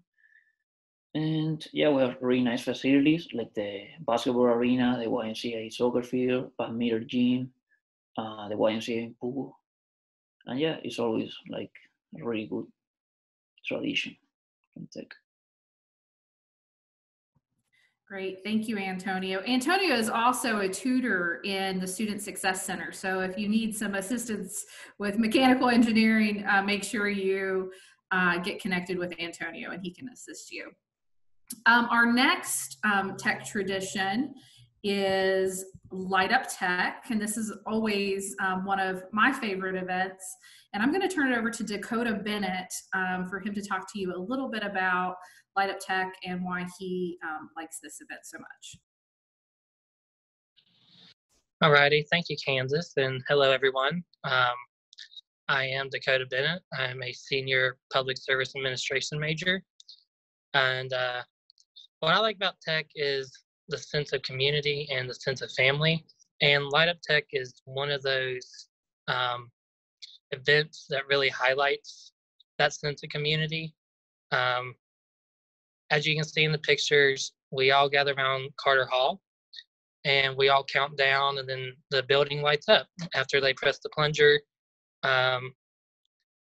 There's normally an ugly sweater contest, there's hot chocolate and cookies, and it's just a great time to come out and just have a good time. It happens right before finals, so it's a nice way to relax and relieve some stress. We don't know how this will look this year, but I hope that it happens because it might be my favorite event on campus. And it's just a great way to have a good time and to relax before finals. Thanks, Dakota. I am sure the building will still be lit up this year. It's just going to look a little different. We probably can't have everyone sit on Santa's lap. So, but it's a wonderful tech tradition, and I know it's a lot of students have it as a favorite every year. Our next tech tradition, you've heard a lot about service this during the call, is Martin Luther King Jr. Day of Service. And to talk to you a little bit about this event, I want to introduce to you Manuel. He's also a member of our men's soccer team, and he's going to talk with you. I think he's in one of these pictures. No, I guess he's not in one of these pictures. He's in a picture somewhere, I think. He's going to talk with you a little bit about Mlk Day of Service and service in general. So, Manuel? Hello, everyone. My name is Manuel. I'm 21 years old. I'm from Spain, major in electrical engineering. So, as Candy said, I'm a member of the soccer team. And yeah, as you can see in the picture, it's Mlk Day of Service. It's really important for us because it's one of our values. What we are trying to do here is creating a great community here, doing our community services. And yeah, as you can see me in a picture right on the left, helping cleaning the armory where the basketball teams are playing there. So yeah, this is a really special day for us. And that's it. I don't know if we are gonna be able to do this year because of all of this, but I mean, it's a good day to enjoy. You know, just like everything else we've said, I'm pretty sure that we'll figure out a way to do the Day of Service.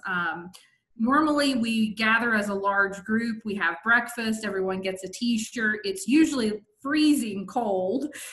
We all have to stand outside and get a picture, and then we run off to our sites. But we may not be able to do a large gathering this year, but I'm sure that Laura will work her magic and figure out a way to get everybody into service locations. So our next tech tradition that we want to share with you is our picture with the bear in the Learning Resource Center. And to talk about this tech tradition, I'm going to turn it over to Jessica Beck. Jess? Hi, everyone. My name is Jessica Beck. I am from Georgia. I am a senior criminal justice major. I originally chose tech because of the criminal justice program. And Pictures with the Bear is one of my favorite tech traditions because you can do it at any time throughout the school year, whether it's snowing, raining, or 100 degrees outside. You can take pictures with the bear. It is on the 3rd floor of the LRC building, and a fun fact about it is that it was on the original campus in Montgomery and now it's here. So it's one of those things that ties both campuses together. So that's pretty amazing. And it's fun to think about that you can go and take a picture with the bear your freshman year, and then take a picture with the bear your senior year, just to see how much, you know, you've grown over your college experience.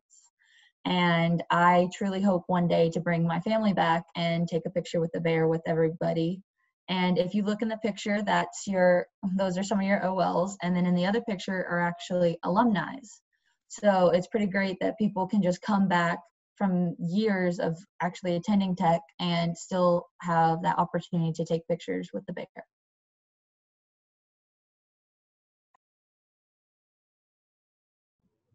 Thanks, Jess.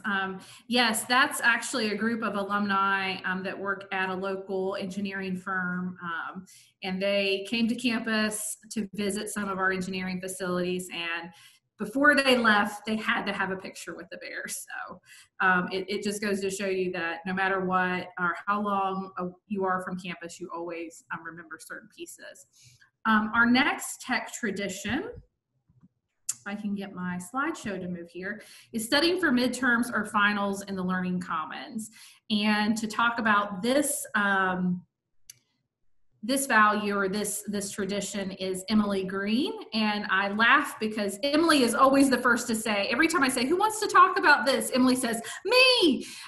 So Emily, I'll turn it over to you.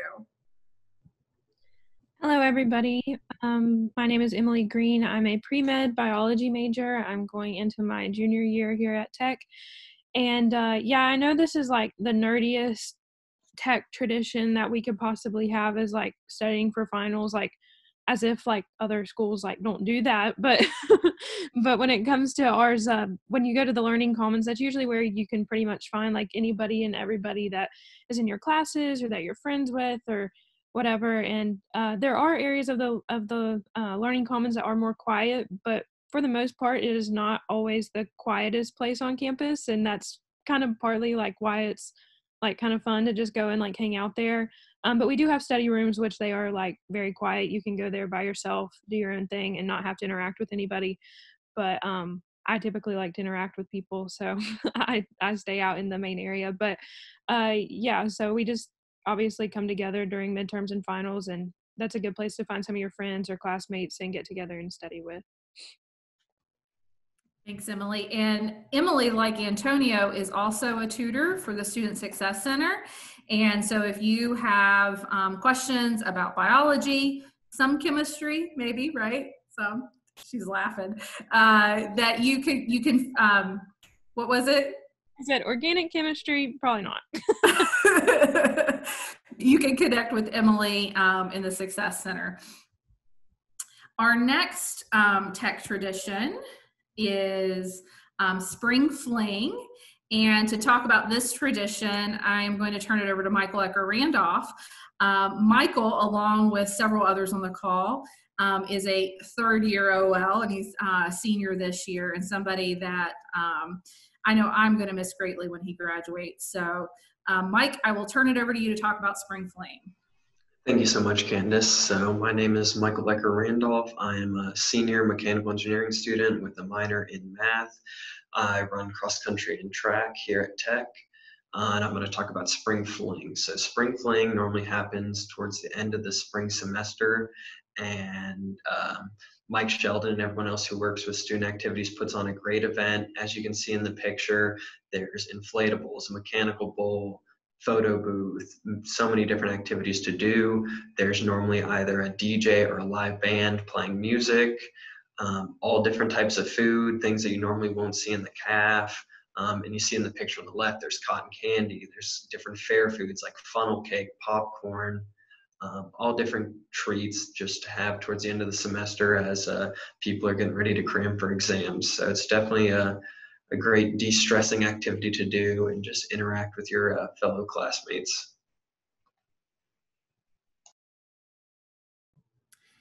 Thanks, Mike.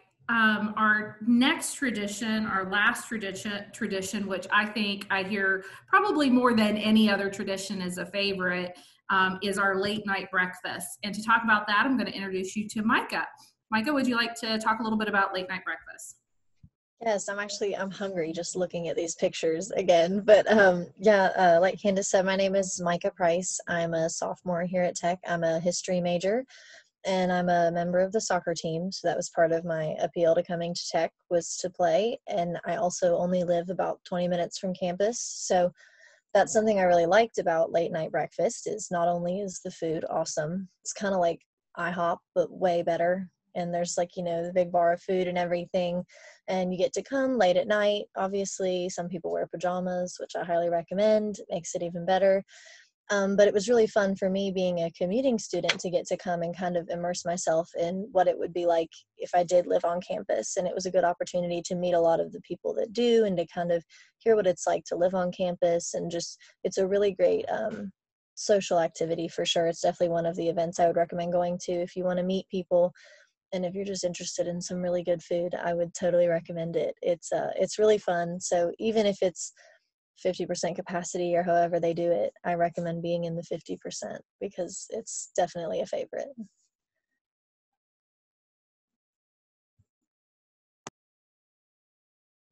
Thanks, Micah. So those are our 8 WVU Tech traditions, and I think that you're going to find that students love those. There's always a crowd. It never ceases to amaze me in all the years I've done late night breakfast, that we begin serving around 9 o'clock, and there's always a line. Like, we arrive at like 8:30, 8:15 to get ready. And there's usually a line out the door of people waiting to get in addition to like the food, we also do massages and stuff like that. So it's a great time to kind of de-stress. At this point in time, I'd like to open the chat to any questions that you may have about getting involved on campus, or different traditions that we have. So if there's any questions, please feel free to put those in the chat right now.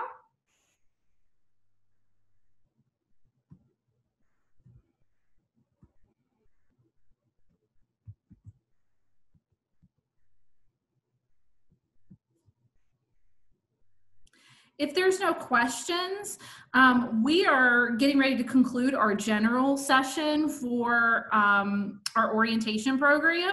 What we're going to do is reopen our Zoom calls for our small groups. The orientation leaders are going to rejoin their Zoom calls, and I'm going to put those in the chat, so that if you have questions, you'll see that it says group 1, join the meeting, group 2, group 3, and group 4.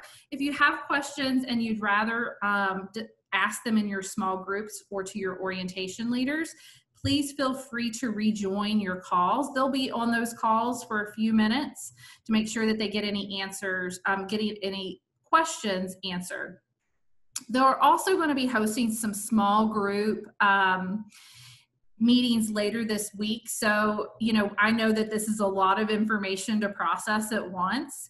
And I know, as Scott Robertson has said, you're probably zoomed out at this point. And I appreciate your attentiveness and staying on the call. So if you're done and you don't have any questions, but something pops into your head a little bit later, you have your orientation leaders' email addresses. Feel free to reach out to them by email. You can reach out to me. And then look for information from your OLs about a small group Zoom call again later this week, where they'll be able to answer any questions. I want to thank all of you so much for joining us today. We're so excited that you're here. Again, I would, is there a link to the bookstore? I think we shared one earlier in the chat, but we can reshare it again. Let me pull it up.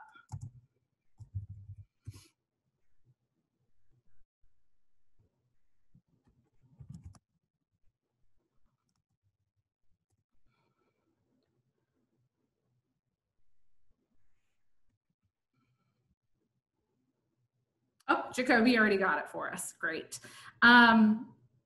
And then make sure that you also sign up for that campus tour.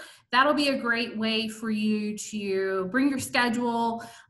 You know, I know we shared a copy of the campus map earlier. A lot of times it's really hard to figure out what all the abbreviations are. It's like college has its own language. And so you may not know what LSB means. What does LSB mean, guys? I'm talking about OLs. Life science. Life science. CLB. Classroom building. Classroom building, right. LRC. Learning Resource Center. So soon you'll have that language in TAC, but just make sure that you have that, that you take advantage of that opportunity. Otherwise, like I said, rejoin your small group. Your orientation leaders will be there shortly to answer any questions. But we are finished for today, so you can go ahead and log off. Otherwise, have a great day. Hey, Candace. And we'll see you next week. Yes. Sorry. Hannah Williams commented or asked a question. She said, can we bring our mom to the tour? Actually, unfortunately at this time, because of precautions that we're doing for social distancing, we are not able to accommodate guests. Whenever you sign up for a tour slot, you're going to be meeting with an orientation leader and 2 other new students. So, normally we would absolutely say yes, but just because of social distancing, we are not able to accommodate any family members or guests for the tours.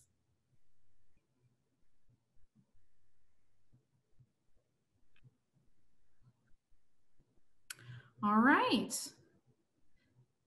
If there aren't any other questions, please go to your small groups and the orientation leaders will follow up with you.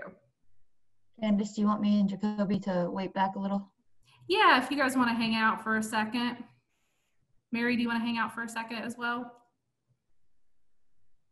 Yes, she does. Bye, everyone. And the Forges.